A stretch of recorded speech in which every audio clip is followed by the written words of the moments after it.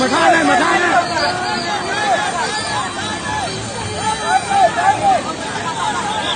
ဘာမနဲ့မနဲ့မ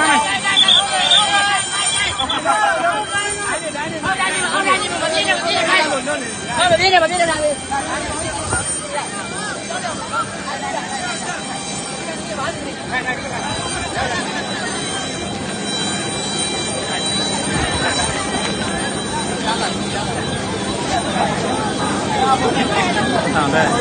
တော့ကြည့်သေးတယ်မပြင်းနဲ့တော့တမင်းနော်အဖေမဲနဲ့ဒီနေသလားဘာမှပြဖို့ဒီမှာအလွတ်ကြီး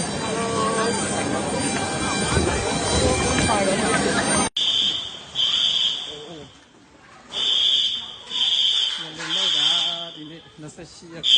3လ2020ဟုတ်ပါဗျာနော်တော့ကမိုင်းတော့ဘာမှ